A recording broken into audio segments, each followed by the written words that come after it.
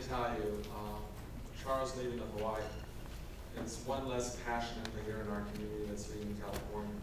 And I know he was very instrumental in the HIV positive community to move the whole Act Now Against Meth Coalition forward. And I want to thank you so much.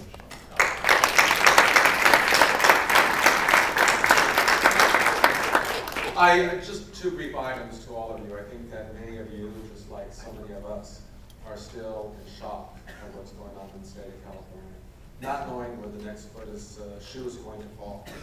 I ask you for two things. Number one is you will soon be asked to have a discussion about your suggestion and advice as to where the new priorities are going to be in funding, because we're going to be such a reduction in funding.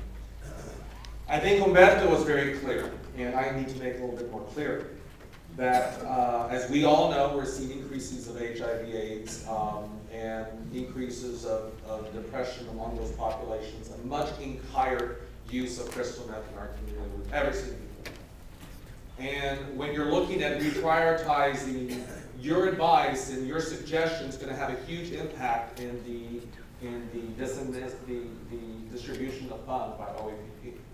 So I ask you guys and women to look at how, number one, is to strongly recommend that those agencies that are in the neighborhood, that are fighting the epidemic, that are targeting their populations, be given a priority for keeping the funds with very little impact, with very little cuts, because they're the closest to the community.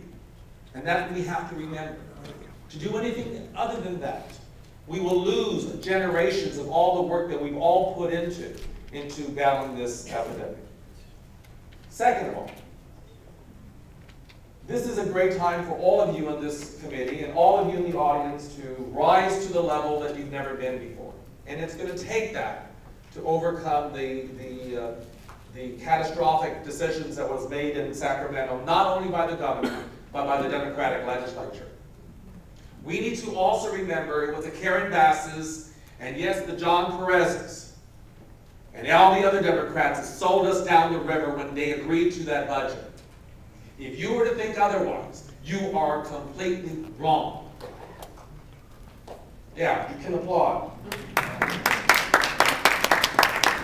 In this time, it's great to be able to say we need more money, and they're all going to tell you we will give you more money and we're going to do this for you, but they didn't do it the last time.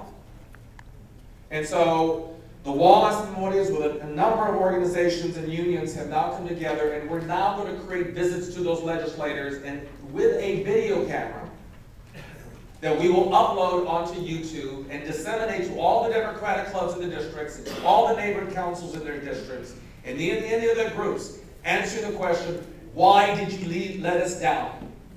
Why did you sell us down the river? 2, what are you going to do about it within the next 60 days to repair this, to address these issues? And 3, at some time in the fall, everyone will come together and decide what to do to affect and impact the future of those people who are running for office on a continuous basis. Last day, I just want to end. There's no reason why Senator Steinberg's in vacation in Hawaii. There's no reason that the Speaker of the Assembly, Karen Bass, is out whining and dining fundraisers at Beverly Hills. Well, we're struggling to find out how we're going to be able to keep our services open to the most marginalized community. You cannot allow that to happen. They work for you, they work for me. Join our coalition and make things happen. Thank you.